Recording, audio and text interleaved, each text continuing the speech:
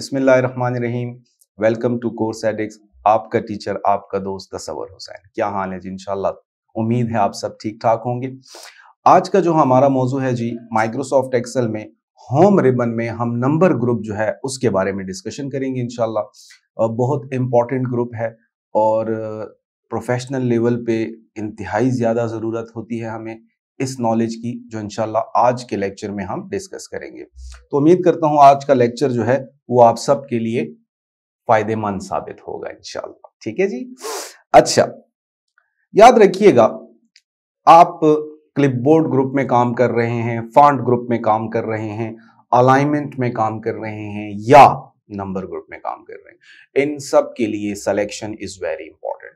यानी जोन सी कमांड भी डियर्स आप अप्लाई करेंगे तो वो हमेशा सेलेक्टेड लोकेशन पर अप्लाई होगी। ठीक है, तो हम ऐसा करते हैं कि स्क्रीन को थोड़ा सा हमने जूम इन कर दिया जी, और उसके बाद हम थोड़ा सा एरिया सेलेक्ट कर लेते हैं। ठीक है, और हम आते हैं, इसको दे देते हैं जी बॉर्डर। याद रखिएगा कि ये बॉर्डर देना इंपॉर्टेंट नहीं है, ये सिर्फ मैं इसलिए दे रहा हूं ताकि हम आसानी से ये समझ सकें कि भाई हमने जो कमांड अप्लाई की है वो इस स्पेसिफिक लोकेशन में है। ठीक है, तो वेरी सिंपल, आपको समझाने के लिए पहले एक छोटी सी बात कर देते हैं जी कि मैंने ये एरिया सेलेक्ट किया और मैंने फॉन्ट कलर कर दिया रेड। चूंकि अब इसमें डेटा तो है नहीं, तो अब आप जब बाहर क्लिक करेंगे तो अब हमें कैसे पता चलेगा कि भाई हमने कौन सा एरिया सेलेक्ट किया था? तो therefore we put the border here. ठीक है जी, बॉर्डर देने का मकसद ये था। यहां पर टेक्स्ट लिखें, ब्लैक में आएगा, और यहां पर टेक्स्ट लिखेंगे तो डेफिनेटली रेड में आएगा। तो वेरी सिंपल, हम आते हैं जी, इसको वापस नॉर्मल कर देते हैं जी। ये आए जी कलर में और इसको कर दिया ऑटोमेटिक। याद रखिएगा, अब क्लिक कर दिया, बात आ गई है तो बता देते हैं आपको कि जब भी आपने कलर को नॉर्मल करना हो तो ब्लैक मत कीजिएगा, हमेशा ऑटोमेटिक कीजिएगा, because there is difference between black and automatic. ठीक है, कि भाई जब आप बैकग्राउंड कलर्स वगैरह वर्ड में किसी भी सॉफ्टवेयर में जब आप काम कर रहे होते हैं तो कलर नॉर्मल करने के लिए, यानी नॉर्मली हम ब्लैक यूज करते हैं, तो आपको चाहिए कि आप ऑटोमेटिक पे क्लिक करें, ब्लैक पे कभी भी क्लिक नहीं करना। ठीक है जी। अच्छा, तो आते हैं भाई आज के मौजू की तरफ। आज हमारा मौजू जो है वो है नंबर ग्रुप, और नंबर ग्रुप में हमने डिस्कस करना है सबसे पहली कमांड। मैं सब ऑप्शन में आ गया हूं जी, और यहां से आपको डायरेक्टली विद कंप्लीट डिटेल इंशाल्लाह इसको डिस्कस करेंगे। तो नंबर की तरफ आते हैं। हम चाहते हैं कि भाई इस एरिया में मैं नंबर लिखूंगा। ठीक है, द फर्स्ट थिंग।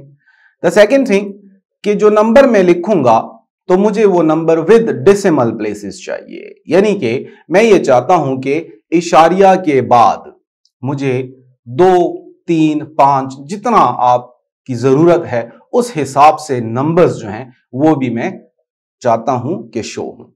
ठीक है, तो आप देखिएगा नंबर में जो बाय डिफॉल्ट सेटिंग है उसमें डेसिमल प्लेसेस जो है वो कितने हैं जी? 2 हैं। ठीक है, और इसी बात को हम पहले आगे लेकर जाते हैं, फर्दर फिर और चीजों पर भी डिस्कशन करते हैं इंशाल्लाह। तो ओके किया जी। अब आप देखिएगा कि जब आप इस रेंज से बाहर नंबर्स लिखते हैं तो जाहिर सी बात है जैसे आप लिखेंगे जी सेम वैसा ही आएगा। मैंने 23 लिखा, 23 आया।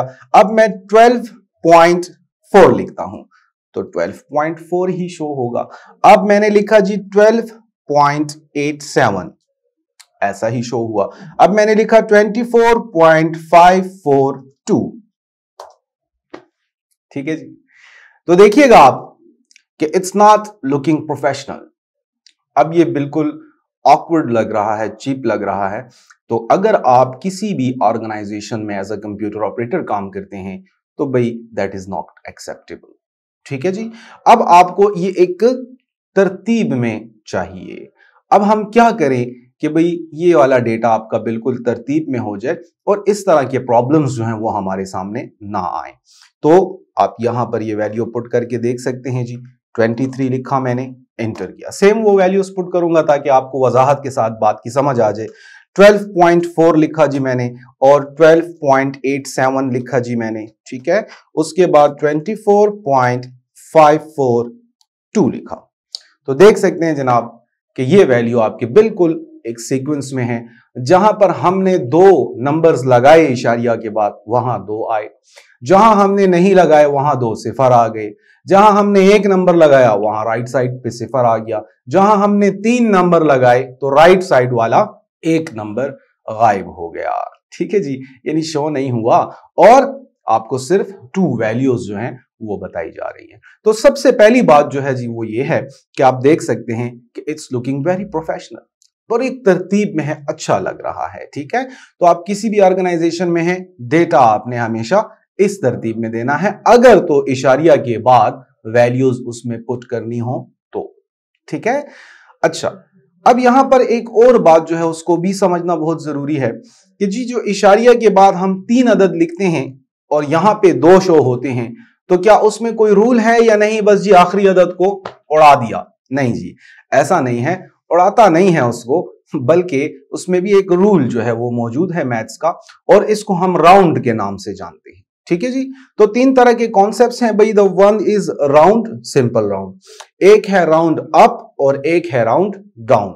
तो इंशाल्लाह इन फ्यूचर जब हम फंक्शंस वगैरह डिस्कस करेंगे जिंदगी हुई, तो ये round up and round down पे डिस्कशन होगी, और राउंड भी एक फंक्शन है, लेकिन यहां पर हम द कॉन्सेप्ट ऑफ राउंड जो है उसको डिस्कस कर रहे हैं। ठीक है जी, उसके बारे में हमें नॉलेज होना जरूरी है। तो सबसे पहली बात कि जब आपके पास 3 अदद हों और आपको 2 अदद चाहिए, आपसे कहा जाता है कि भाई आप इसको रिटर्न में लेकर आएं, पेपर के ऊपर लिखें, तो अब आप क्या करेंगे? तो तरीकाकार ये है, रूल्स ये हैं कि भाई आपने तीसरे अदद को देखना है, यानी तीसरी वैल्यू को देखना है कि अगर तो वो वैल्यू 5 या 5 से बड़ी है तो तब द सेकंड वैल्यू के साथ आप 1 प्लस कर देंगे। ठीक है जी, अब इसको हम प्रैक्टिकली आपको समझाते हैं। मैं पहले यहां पर वैल्यूज लिख देता हूं। मैं कहता हूं जी 23.5, 8 एंड 7। ठीक है, तो ये मैंने लिखा, और दूसरे में मैं लिखता हूं 23.584। ठीक है जी, और फिर मैं लिखता हूं 23.585। ठीक है जी, तो आपने सिर्फ तीसरे अदद को फोकस करना है। इशारे के बाद जो तीसरी वैल्यू है, फर्स्ट, सेकंड, थर्ड, जो थर्ड वैल्यू है, तो आपने इसको देखना है। जो हमारा सबसे पहला नंबर है 23.587, तो इसमें जो लास्ट नंबर है तो वो 5 के बराबर या 5 से बड़ा है, तो यस ऑफ कोर्स 5 से बड़ा है। तो ऐसी सिचुएशन में जब आप इसके राउंड करेंगे, यानी आप इससे एक वैल्यू कम करना चाहेंगे, तो रूल्स ये हैं कि आपको 23.59 लिखना होगा, यानी 8 के साथ 1 प्लस हो जाएगा। ठीक है जी, क्लियर हो गया?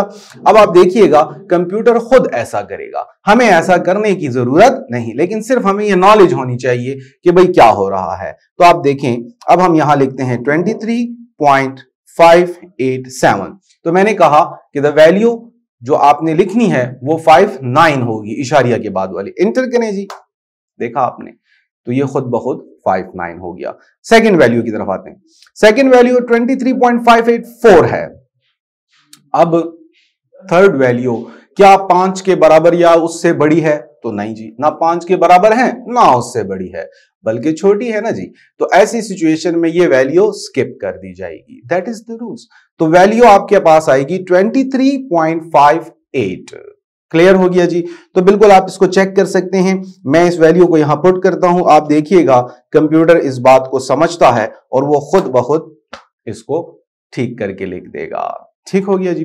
अब हम तीसरी वाली जो नंबर है उसकी तरफ आते हैं, और उसमें आप देखें द वैल्यू इज 23.585।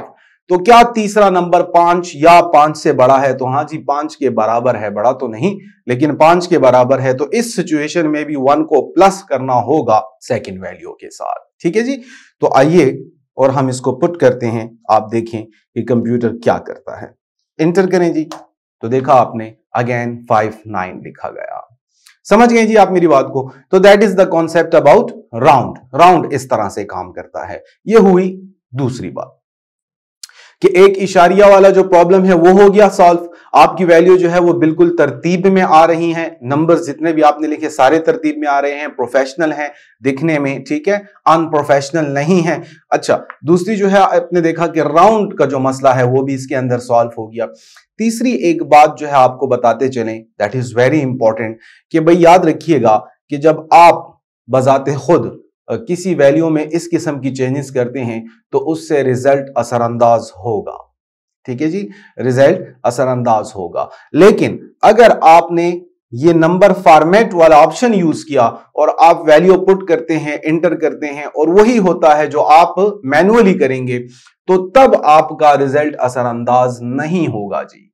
क्यों? बिकॉज कि आप चेक कर सकते हैं कि यहां पे आपको जो दिखाई दे रहा है दैट इज 23.59। अगर आप इसके ऊपर क्लिक करें और फार्मूला बार को मुलाहिजा करें जी, तो इसमें लिखा हुआ है कि 23.587।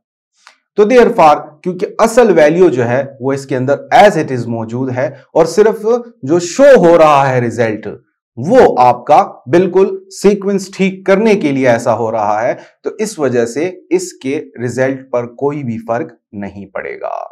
ठीक है जी, तो दैट इज वेरी इंपॉर्टेंट, इस बात को समझना जरूरी है और इसको मैं इंप्लीमेंट करके बता देता हूं जी ताकि आपका कोई डाउट ना रहे।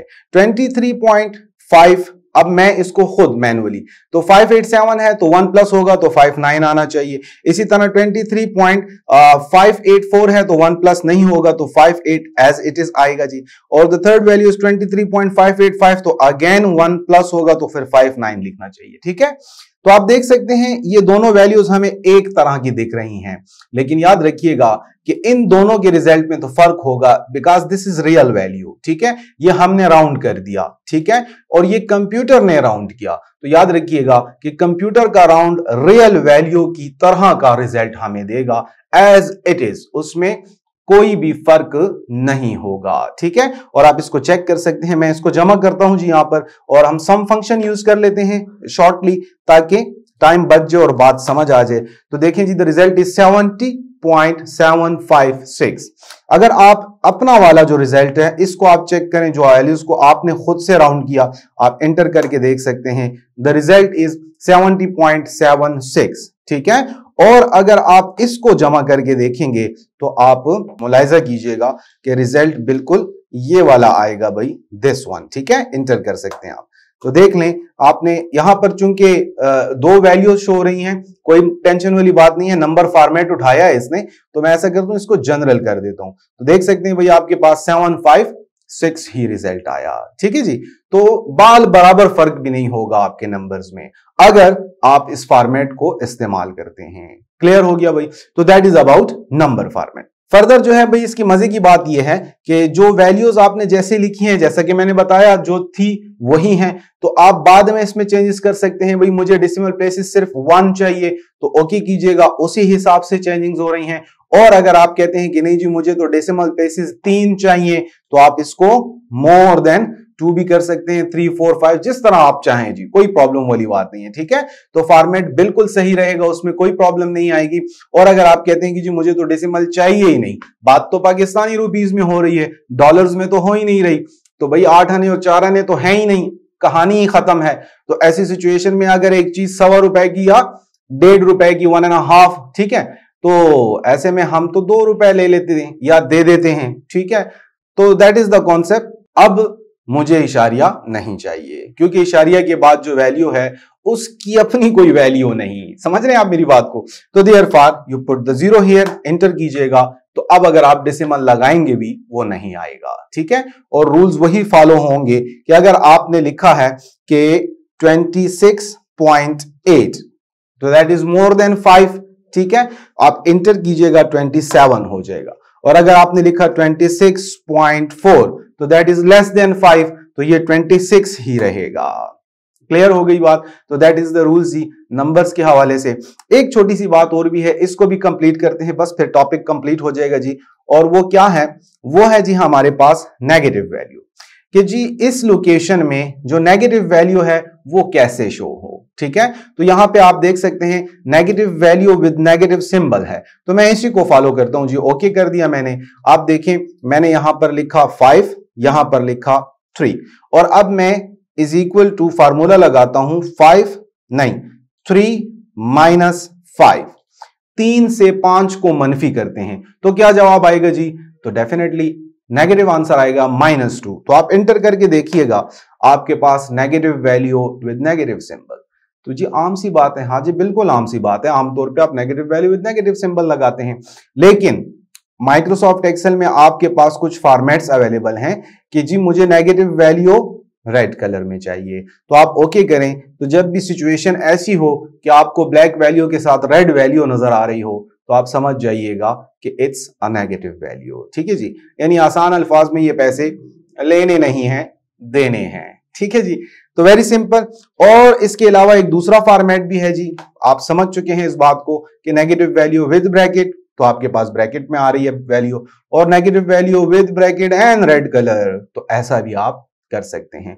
तो that is all about number format. ठीक है, हाँ एक बात और रह गई भाई, दैट इज यूज 1000 सेपरेटर। इसको भी देख लें जी क्या है। तो बड़ी अच्छी सी कमांड है जी, फायदेमंद बात है, और इसको हम इस्तेमाल कर सकते हैं। मैं इसको 0 ही रखता हूं फिलहाल, चलें, और नेगेटिव वैल्यू को विद नेगेटिव सिंबल करके ओके कर देते हैं। देखिए जी, अगर मैं थोड़ा सा बड़ी वैल्यू लिखता हूं तो मैं आपसे कहता हूं क्या है जी ये, कितनी वैल्यू है, तो इसको जरा सा गौर करना पड़ता है हमें कि जी ये 23,457 है। ठीक है, तो गौर करके हमें समझ आती है। इसी तरह अगर मैं यहां पर आता हूं और मैंने ये लिखा, तो इसको भी हम जरा गौर करके देखेंगे तो हमें पता चलेगा 3,457। समझ रहे हैं मेरी बात को। अब हम कहते हैं कि जी हमें बड़ा ज्यादा गौर ना करना पड़े, और बस आसानी से एक ही नजर में हम समझ जाएं कि जी ये जो वैल्यू है वो 1000 में है। ठीक है, और कितने 1000 हैं, तो ये बात हमें आसानी से पता चल सके तो बिल्कुल चल सकती है जी। Ctrl+1 इज द शॉर्टकट की फॉर नंबर सब ऑप्शंस। तो नंबर ग्रुप में आने के लिए आप Ctrl+1 भी यूज कर सकते हैं। बहरहाल आपने नंबर पे क्लिक करना है और उसके बाद यूज 1000 सेपरेटर का चेक बॉक्स लगाइएगा और ओके कर दीजिएगा। तो आप देख सकते हैं very simple, it's a 23,400 something, and जो नीचे है वो 3000 समथिंग है। ठीक है जी, तो इसको समझना आसान हो गया। तो that is all about number format. Enough, thank you so much, Allah Hafiz.